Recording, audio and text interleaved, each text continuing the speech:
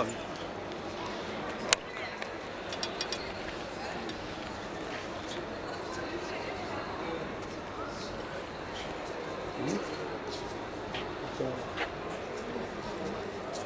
تتركي وي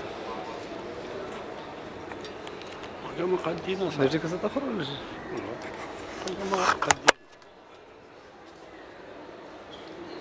كما قدينا واحد بزاف بزاف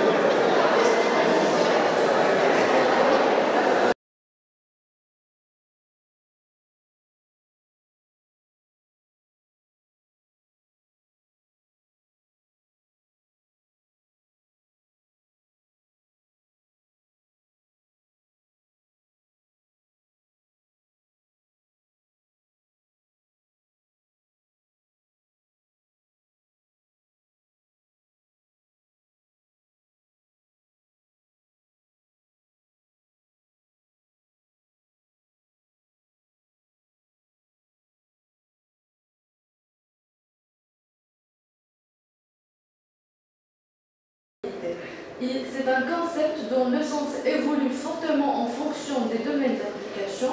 Ce concept a été utilisé dans de nombreux domaines tels que l'astronomie, la géographie, l'informatique. Mais malgré cette divergence, cette notion conserve toujours une idée générale qui est le changement. Alors l'étude de la mobilité qui nous intéresse particulièrement, c'est la mobilité qui est humaine. La mobilité peut se décomposer en 4 catégories. Il y a la mobilité quotidienne, les voyages, la mobilité résidentielle et la migration, dont nous allons voir chacun de ces cycles. Donc la mobilité résidentielle correspond à un déplacement de population qui entraîne un changement durable ou définitif du lieu de la résidence habituelle. Les voyages représentent les déplacements nationaux et internationaux impliquant la notion de retour. La migration représente les déplacements nationaux et internationaux sans intention de retour. Et la mobilité qui nous intéresse, c'est la mobilité quotidienne. Elle représente les déplacements effectués par les individus afin de réaliser des tâches quotidiennes. La mobilité, il y a 2 grandes catégories de prévision de la mobilité. Il y a les mobilités prévisibles qui décrivent les déplacements quotidiens effectués par les individus et qui permettent de prévoir les tâches quotidiennes à accomplir pendant une journée. Et il y a les mobilités imprévisibles, c'est tout à fait contrairement aux mobilités prévisibles qui ne peuvent pas être prévues par le système parce que ce dernier, il ne peut pas prévoir les tâches où l'individu étudié change totalement d'activité pour cause de maladie ou de voyage par exemple. Donc, comme état, nous allons voir l'implication des systèmes multi-agents pour traiter ou pour modéliser les déplacements. Alors, l'implication des systèmes multi-agents à la problématique des déplacements et de la mobilité quotidienne implique la formulation d'une nouvelle approche de la modélisation des déplacements. Alors, dans les systèmes multi-agents, un individu se comporte comme un agent, donc l'individu devient le propre acteur de sa mobilité quotidienne à travers la génération de besoins élémentaires correspond à la réalisation des tâches quotidiennes telles que le fait d'aller au travail, de faire des courses et pas mal de tâches quotidiennes que nous assurons au cours d'une même journée. Et ces besoins élémentaires impliquent la nécessité pour chaque individu de se déplacer pour relier chacun des lieux d'activité. Les modèles de simulation de la mobilité quotidienne, il existe pas mal de modèles, mais ces modèles ils ne traitent pas la même problématique. Mais je vais vous présenter tout d'abord chaque modèle à part.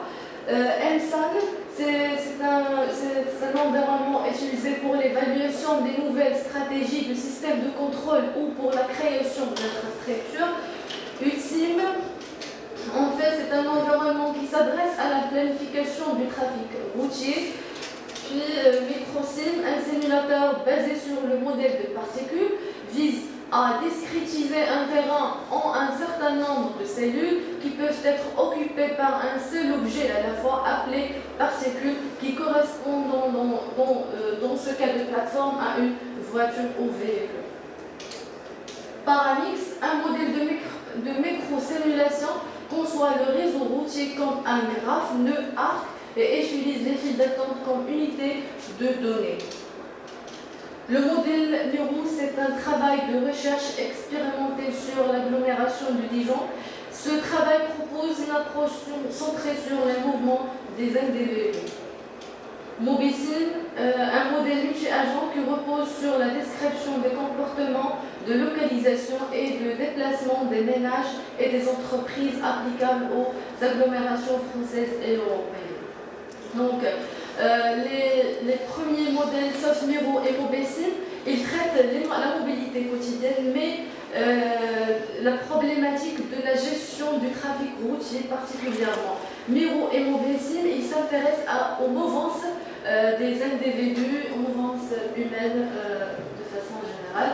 Donc, je vais vous présenter l'approche Miro. Miro réside dans la création d'un modèle multi-agent permettant d'évaluer et de simuler le comportement individuel de la population de Dijon. Le modèle passe par deux phases. La première, c'est d'avoir une population synthétique en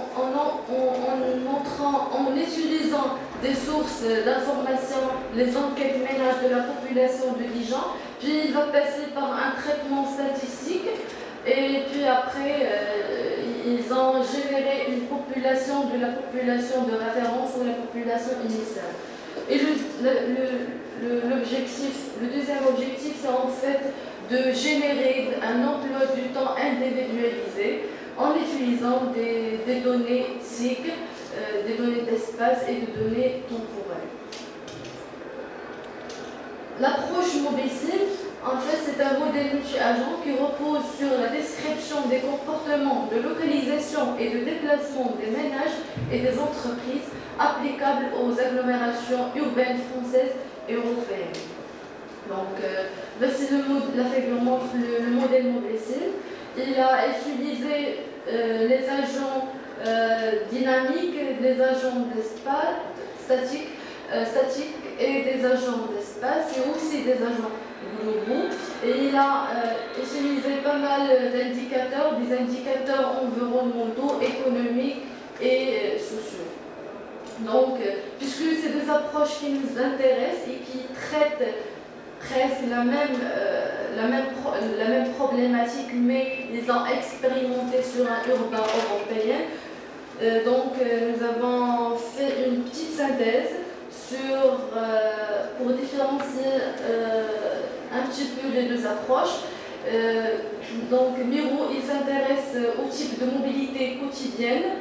Il a utilisé des enquêtes de l'agglomération de Dijon et le modèle des systèmes multi-agents. Par contre, Mobicine, c'est un modèle vaste, un modèle trop large.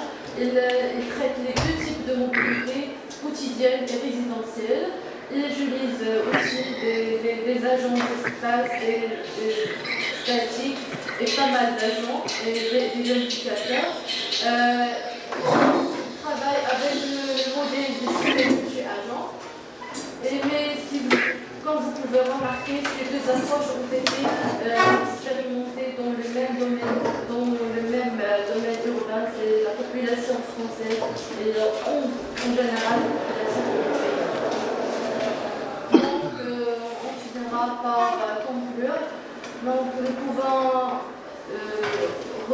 nous pouvons résumer, si on peut dire, que la mobilité quotidienne représente un ensemble de mouvements quotidiens des habitants d'une ville ou d'un pays, et que cette mobilité possède un caractère prévisionnel et récurrent puisqu'il se répète au cours d'une même, les tâches quotidiennes se répètent au cours d'une même journée, et que nous allons voir de procéder par l'utilisation du système multi-agent comme outil sur lequel nous allons se baser pour le développement de ce simulateur. Appliqué sur la population marocaine et sur les villes marocaines. Donc, en perspective, nous travaillons sur le développement d'une plateforme multi-agent afin de localiser le comportement de la mobilité de la population urbaine marocaine et contribuer à une approche qui sera adaptée au rythme urbain du Maroc en exploitant des enquêtes ménage-déplacement et la mise en point d'outils informatiques aptes à être diffusés. Je vous remercie. En fait, c'est la référence que j'avais utilisée pour la présentation et l'article de cette journée. Et je vous remercie pour votre attention.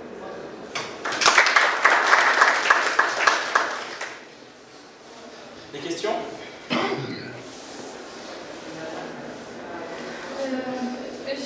Alors, merci mademoiselle Rajab. J'ai plutôt une... Est-ce que vous avez des projets de partenariat avec un organisme européen? Nous n'avons pas voir quelques... C'est-à-dire qu'on collabore avec d'autres collaborateurs. Pas pour l'instant. Parce que j'imagine pour les différentes architectures que tu as exposées, ce sont des critères qui étaient définis par ces organismes. C'est ça. Et donc, qu'est-ce que vous proposez? Qu'est-ce qui va changer quand il s'agit d'une population de la mobilité marocaine? Donc, l'idée originale, c'est en fait parce que ces modèles, nous voulons voir la validité de ces modèles sur la population marocaine. Parce que vous allez tester déjà ce qui était fait sur la population marocaine, déjà. Donc, c'est en cours de traitement, mais oui. On ne peut pas dire que c'est déjà fait, oui. Mais l'idée, c'est en fait de valider ces modèles, de voir s'ils sont valides pour la population marocaine. Sinon, nous devons voir une autre approche ou notre approche. Vous avez des idées sur comment vous allez évaluer la validité de ces modèles sur les populations marocaines? En fait, nous, pour le moment, nous cherchons des enquêtes ménage, des sources d'informations afin pour travailler, il faut avoir ces ressources. Donc, pour le moment, on cherche à avoir ces enquêtes ménage, comme j'avais dit, de l'Observatoire national, etc. Puis, nous allons voir, par exemple, puisque le modèle Mérou, il travaille sur la mobilité quotidienne, nous allons voir est-ce que c'est valide avec ces enquêtes de ménage. Et on va faire une synthèse d'après cela. Puis, on va, si c'est bon, on va dire que bon, ça correspond, mais on va optimiser quelque chose. Sinon, on doit faire notre propre modèle qui va s'adapter à la population et aux données marocaines. Merci beaucoup encore à Merci. Nous avons vu, plutôt avec mon encadrement, que c'est un sujet très intéressant au niveau du Maroc, parce qu'il va nous permettre de gagner de temps au lieu de chercher l'information ailleurs. Nous avons juste donné sur les zones qui nous intéressent. Oui. De façon générale, nous allons travailler sur des indicateurs. La mobilité des régions, par exemple. Des régions, oui. Voilà. Dernière question? C'est pour la présentation. On avait donné, on savait quels étaient les hommes, quelles étaient les femmes. Et il a fait une étude et effectivement ça marche pas. Donc ça c'est pour le traitement généralisé, si ça intéresse. Et là c'est un autre étudiant qui travaille sur la même chose. Donc là on a utilisé 5 mots de passe Et on a utilisé du texte libre. C'est-à-dire la personne là, on ne sait pas tout faire. D'accord? On a utilisé, alors, l'histoire du 30 ans, c'est parce qu'on avait des données de ce type-là. Il y a pas mal d'industriels qui viennent me voir pour me dire si vous pouviez faire plus ou moins 18, ça m'intéresserait très forcément. Et puis, est-ce que la personne utilise humain ou demain? En gros, est-ce que la personne a l'habitude de la problème? Donc, si on fait la fusion en utilisant 5 mots de passe prédéfinis, eh bien, vous avez ces performances ici. Donc, vous voyez qu'on a 80% capable de dire si vous êtes un homme ou une femme, quel que soit le texte que vous tapez. Et ça, plus on a d'informations, plus on va améliorer les performances. Et donc nous, on pense beaucoup à des travaux sur tout ce qui est surveillance du chat. Parce que c'est des choses sur lesquelles on travaille, et évidemment c'est intéressant potentiellement pour les applications, mais c'est surtout intéressant pour améliorer la performance de nos systèmes. Alors, comment on améliore la performance de nos systèmes? Alors, on a pris pour l'instant une méthode très basique. Alors, c'est pas avec le visage, on est toujours avec la ligne de femme. C'est femme, et à partir de notre système, on détermine que c'est une femme, donc c'est quelque chose qui est cohérent et qui va renforcer le fait que c'est bien la bonne personne. Donc là, qu'est-ce qu'on fait? De façon très simple, on utilise un apprentissage statistique qui va nous donner une fonction de décision sur le fait est-ce que c'est un homme ou une femme, ou est-ce que c'est l'information moyenne de tous les échantillons d'apprentissage qu'on avait sur cette personne? C'est-à-dire, est-ce que la plupart des échantillons appartenaient à un homme ou pas? Alors, si on connaît l'information, ce n'est pas une moyenne, mais si on n'a pas l'information, on va le tester. Donc ça, c'est une façon très simple de combiner les deux informations. On utilise une information véridique à l'enrôlement et à la vérification, c'est ce qu'on appelle le manual. Dans l'autre cas, on va faire de façon totalement automatique. Donc, à l'enrôlement, on va déterminer si c'est un homme ou une femme, et à la vérification, on va déterminer si c'est un homme ou une femme. Et la partie semi-automatique, on va utiliser une véritable donnée à l'enrôlement, et on va prédire. Alors, on voit que le meilleur résultat qui est obtenu, c'est quand on a l'information véridique à l'enrôlement et à la vérification. Maintenant, d'un point de vue opérationnel, c'est plutôt cette colonne-là qui est intéressante, où on va prédire le genre de la personne sur la vérification. Alors, normalement, on connaît. D'accord? Et donc, vous voyez qu'à partir de l'utilisation du genre, sur la recherche, bon, évidemment, c'est quelque chose qui est difficile, parce qu'il faut trouver toujours quelque chose de mieux que les data. C'est pas toujours facile. Faire une thèse, c'est toujours des moments compliqués.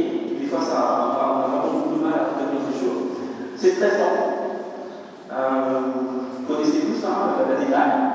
Il faut que ce soit prêt tel jour pour les confs. Vous verrez, ça s'accentue important.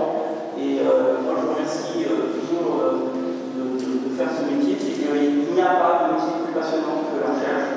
Donc, mon conseil, c'est aller au bout des choses et appelez-vous pour en faire l'observation que vous avez faite concernant le travail sur l'analyse de touche au clavier me fait penser à ce qu'on faisait il n'y a pas très longtemps sur l'analyse d'écriture de mots de chat. Voilà, la graphologie. Donc finalement, c'est la graphologie de l'écriture. Oui. Alors en fait, oui, on a toujours fait le parallèle avec ça, parce que. Je vais donner la parole à ça pour les questions.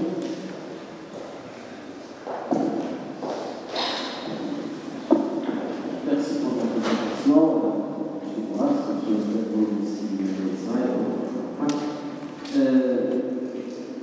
j'ai des questions. Il y a des questions sur les systèmes qui ont sensibilité, par exemple, et ces systèmes sont sujets d'accès en haut de la connaissance. Est-ce qu'il y a des méthodes pour protéger les données du milieu? Parce que ce fait ne sont pas attaqués et changent. Et la deuxième question, c'est sur les citoyens biologiques.